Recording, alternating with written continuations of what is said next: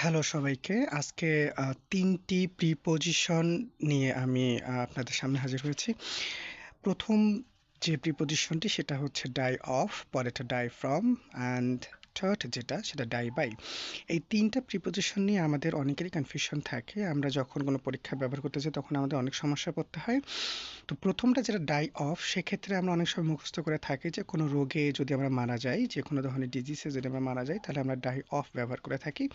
Die ফ্রমটার ক্ষেত্রে আমাদের অনেকেরই মনে না রাখার কিছু বিষয় থাকে, যেটা রোগে মারা যাওয়ার ক্ষেত্রে হবে নাকি কোনো ক্ষত সৃষ্টি হলে সেখান থেকে যদি কেউ মারা যায় সেক্ষেত্রে ব্যবহার করব, এটা নিয়ে কনফিউশন থাকে। আমাদের থার্ড যেটা ডাই বাই, এক্ষেত্রেও অনেক প্রবলেম থাকে যে ডাই বাই, অনেক সময় ডাই বাই অ্যাক্সিডেন্ট এটা তো মুখস্থ করে থাকি। যেটা ডাই অফ দেয়া থাকে এটা সহজভাবে মনে রাখার উপায় হচ্ছে যে inside inside of body, inside of body লেখাটা বোঝা যাচ্ছে, হ্যাঁ। ইনসাইড অফ বডি যেটা থাকে, ইনসাইড অফ বডি বলতে যদি শরীরের অভ্যন্তরে কোনো ধরনের আহ, রোগ যেটা আমি বলে থাকি, শরীরের অভ্যন্তরে কী কী রোগ হয়ে থাকে, শরীরের অভ্যন্তরে সাধারণত আমরা যদি ক্যান্সার বলে থাকি, টিউমার বলে থাকি, আমাদের ভিতরে যে ধরনের রোগগুলো হয়ে থাকে, অর্থাৎ শরীরের বাইরে না, শরীরের ভিতরে সেই রোগগুলো, যে রোগগুলোর কারণে মৃত্যু হতে পারে, আলসার হতে পারে যেখান থেকে ক্যান্সার সৃষ্টি হতে পারে, তো যে রোগগুলোর ভিতরে হবে আমাদের, আমরা যদি কখনো দেখি যে যে রোগটার কারণে কেউ মারা গিয়েছে সেই রোগটা তার অভ্যন্তরে ছিল, অর্থাৎ শরীরের ভিতরে প্রথম সৃষ্টি হয়েছে, ওখান থেকেই তার মৃত্যু হয়েছে, সেক্ষেত্রে আমরা ডাই। আর যেটা ডাই ফ্রম হয়ে থাকে এটা outside, outside of body. Outside of body বলতে আমি বোঝাবো, আমরা সাধারণত ডাই ফ্রম কোনো ক্ষতর ক্ষেত্রে মুখস্থ করে থাকতাম বিভিন্ন ধরনের বইগুলো থেকে।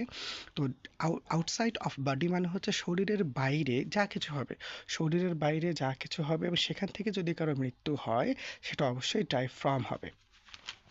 তো এটা একটা মনে রাখার সহজ উপায় হতে পারে। যেমন আমরা যদি ডাই অফের ক্ষেত্রে ম্যালেরিয়া বলি, যাই বলি না কেন, সেটা শরীরের অভ্যন্তরে হয়ে থাকে।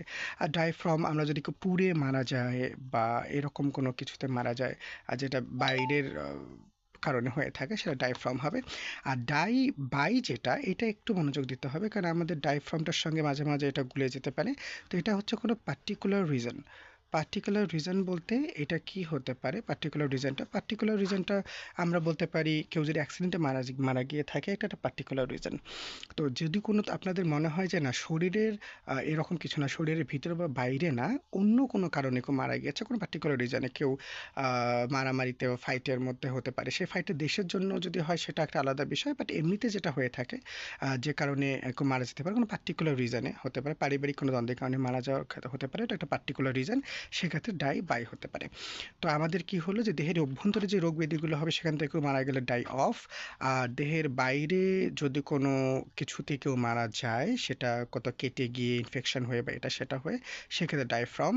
আর ডাই বাইটা হবে কোনো পার্টিকুলার রিজনের ক্ষেত্রে। সকলকে ধন্যবাদ।